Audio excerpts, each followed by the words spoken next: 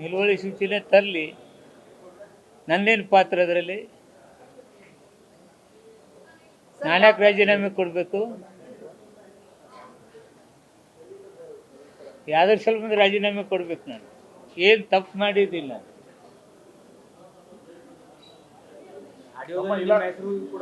Audio ಭಾಳ ಜನಕ್ಕೆ ಬಂದಿದೆ, ಭಾಳ ಜನರದ್ದು ಆಡಿಯೋ ಬರ್ತದೆ. ನಿಂದು ಆಡಿಯೋ ಬದುಕಲ್ಲ, ನಿನ್ನ ಮೇಲೆ ಏನು ಎನ್ಕ್ವೈರಿ ಮಾಡೋಕ್ಕಾಗತ್ತೆ?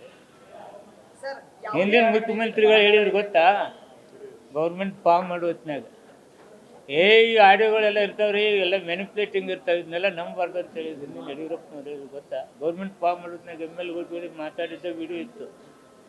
ಆವಾಗ ಇವ್ರು ಏನು ಹೇಳಿದರು, ಇಂಥ ಆಡಿಯೋಗಳ ಮೇಲೆ ಯಾವನೋ ಮಾತಾಡಿದಾನಂದರೆ ರಾಜೀನಾಮೆ ಕೊಡ್ಬೇಕು ಅಂತ.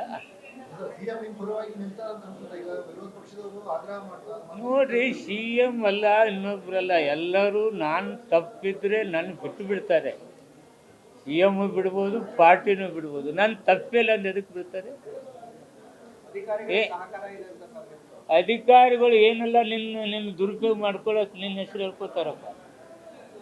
ನನಗೆ ದುಡ್ಡು ಬೇಕಾಗಿರುತ್ತೆ, ನನಗೆ ಎತ್ತು ಕೊಡ್ಬೇಕು, ಅಟ್ಟು ಕೊಡ್ಬೇಕು ಅಂತ ಹೇಳ್ಕೊತಾರೆ. ನಾನು ಯಾಕೆ ಹೇಳಿದ್ದೀನಿ? ಸರ್, ಯಾವುದೇ ಅಧಿಕಾರಿಯ ಆಡಿಯೋ ವೈರಲ್ ಆದರೂ ಕೂಡ ನಿಮ್ಮ ಮಗನ ಹೆಸರು ಮತ್ತೆ ನಿಮ್ಮ ಹೆಸರು ಉಲ್ಲೇಖ ಆಗೇ ಇರುತ್ತೆ. ಅದು ಮಾಡ್ತಾನೆ ಇರ್ತಾರೆ, ಇವೆಲ್ಲ ನಡೆಯುತ್ತೆ. ರಾಜಕಾರಣ ಮಾಡೋರು ಇರ್ತಾರೆ, ನಮ್ಗೆ ಕೆಟ್ಟ ಹೆಸರು ತರೋರು ಇರ್ತಾರೆ, ಅಧಿಕಾರಿಗಳನ್ನ ಟ್ರಾನ್ಸ್ಫರ್ ಮಾಡಿರ್ತೀವಿ, ಹೊಸ ಸಿಸ್ಟಮ್ ತಂದಿರ್ತೀವಿ. ಇಂಥದ್ರ ನಮ್ಮನ್ನು ಸಿಗಿಸ್ಕೋಬೇಕಂತೇಳಿ ಪ್ರಯತ್ನ ಮಾಡ್ತಿರ್ತಾರೆ. ಏನಿದೆ ಅದರಲ್ಲಿ? ಇದು ಟ್ರಾನ್ಸಾಕ್ಷನ್ ನೋಡ್ರಿ, ಹಣದ ಟ್ರಾನ್ಸಾಕ್ಷನ್ ನಡೀತಿರ್ತೈತಿ. ಅದಕ್ಕೆ ಇದ್ರ ಸ್ವಲ್ಪ ಹೆಚ್ಚಿಗೆ ಎಲ್ಲ ಮಂತ್ರಿಗಳು ಇದ್ದಾಗೆಲ್ಲ ನಿಮ್ಮ ಮತ್ತಲ್ಲಿ ಬಂದು ಹಿಂಗೆ ಹೇಳಿ ಹೇಳಿ ಹೇಳಿ ಹೇಳಿ ಹೋಗಿದ್ದಾರೆ. ನಾನು ಒಬ್ಬನೇ, ನಾನು ಬಂದ ನಂತರ 12 ಕಡೆ ಒಂದು ಫೈಲ್ ಹೋಗ್ತಿತ್ತು CL7, ಅದನ್ನು ತೆಗೆದು 6ಕ್ಕೆ ತಂದು ಈ ರಿನ್ಯೂವಲ್ದಾಗ ಏನೋ ಗದ್ದಲ ಮಾಡ್ತಾರಪ್ಪ ಅಂತೇಳಿ 1 ವರ್ಷಕ್ಕೊಮ್ಮೆ ರಿನ್ಯೂವಲ್ ಇತ್ತು, ಅದನ್ನು 5 ವರ್ಷಕ್ಕೆ ಮಾಡಿದೆ. ಈ 10 ರೂಮಕ್ಕೆ 20 ರೂಮು ತಾಲೂಕಾ ಪ್ಲೇಸು 30 ಜಿಲ್ಲಾಕ್ಕಿತ್ತು CL7 ಕೊಂಡು. ಅದು ತೊಂದರೆ ಆಗ್ತಿದೆ ಅಂತೇಳಿ ಅದನ್ನು ತೆಗೆದು ನಾನು 10-15 ಮಾಡಿದೆ. ಆಡಳಿತದಲ್ಲಿ ಸುಧಾರಣೆ ತರಕ್ಕೆ ನಮ್ದು ಏನೇನು ಈ ಕರಪ್ಷನ್ ಕಂಟ್ರೋಲ್ ಮಾಡಬೇಕಂದ್ರೆ ಏನೇನು ಮಾಡಬೇಕೆಲ್ಲ ಮಾಡ್ತಾನೆ ಇದ್ದೀವಿ. ಕೆಲವು ಅಧಿಕಾರಿಗಳು ಮಾಡ್ತಾನೆ ಇದ್ದಾರೆ, ಅಂಥವ್ರ ಮೇಲೆ ಈಗ ಸಸ್ಪೆಂಡ್ ಮಾಡಿದ್ದೀವಿ. ಅವ್ರು 3 ಮಂದಿನ ಅವ್ರನ್ನೇ ನಾವು ಇಟ್ಕೊಂಡಿಲ್ಲ, ಇಮ್ಮಿಡಿಯೇಟ್ ಸಸ್ಪೆಂಡ್ ಮಾಡಿ ಕಳಿಸಿದ್ದೀವಿ. ಎಲ್ಲಿ ಬರುತ್ತೆ ರೀ ಪಾತ್ರ? ಆಡಿಯೋ ಎಲ್ಲ ನಂಬಿ ಪಾತ್ರ. ಆಡಿಯೋದ ಯಾವ ನಿನ್ನ ಮೇಲೆ ಹೇಳ್ತಾನೆ, ಯಾವ ನಿಮ್ಮ ಮೇಲೆ ಒಂದು 10 ಲಕ್ಷ ಕೊಡ್ತಾನೆ, ಇದ್ರಾಗ ಹಾಕ್ಬೇಡಕ್ಕೆ ಒಪ್ಕೊಂಡಿದ್ದಾನೆ ಅಂತಂದು ಆಡಿಯೋ ಮಾಡಿ ಕೊಟ್ಟ ತಕ್ಷಣ ಏನು ಪನಿಷ್ಮೆಂಟ್ ಆಗುತ್ತೇನೆ? What is this? ಎಲ್ಲಿ ದಾಖಲಾಗಿದ್ದೇನಾ? ಲೋಕಾಯುಕ್ತದಲ್ಲಿ ದಾಖಲಾಗಿದೆ, ಕಂಪ್ಲೇಂಟ್ ಕೊಡ್ತಾರೆ. ದಾಖಲಾತಿ ಆದವರೇ ರಾಜೀನಾಮೆ ಕೊಟ್ಟಿದೆ BJP ಒಳಗೆ. ಯಾರ್ಯಾರ ಮೇಲೆ ಕೇಸ್ ಹಾಕಿದ್ರು ಗೊತ್ತು? ಜಲ್ಲೆ ಮೇಡಮ್ ಮೇಲೆ ಮೊಟ್ಟೆ ಕೇಸ್ ಇತ್ತಲ್ಲ, ಅವಾಗೆಲ್ಲ ಲೋಕಾಯುಕ್ತ ಕೇಸೇ ಇತ್ತಲ್ಲ, ರಾಜೀನಾಮೆ ಕೊಟ್ರ? ಗೋಪಾಲಯ್ಯನ ಕೇಸ್ ಇತ್ತಲ್ಲ, ರಾಜೀನಾಮೆ ಕೊಟ್ರ? ನಂದು ಕೇಸೇ ರಿಜಿಸ್ಟ್ರೇಷನ್ ಆಗಿಲ್ಲ. ತಿಮ್ಮಾಪುರನ ಹೆಸರಲ್ಲಿ ಲೋಕಾಯುಕ್ತದಲ್ಲಿ ಕೇಸ್ ರಿಜಿಸ್ಟರ್ ಆಗಿಲ್ಲ.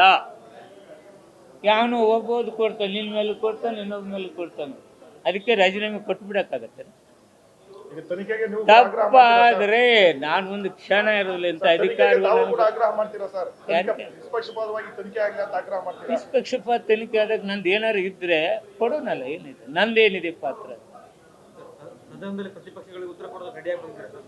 ಸದನದಲ್ಲಿ ಹೇಳಬೇಕು, ಹೊರಗೂ ಹೇಳಬೇಕು, ಒಳಗೂ ಹೇಳಬೇಕು. ತಪ್ಪಿಲ್ಲದವನಿಗೆ ಎದಕ್ರಿ ಅಂಜಿಕಿರುತ್ತೆ?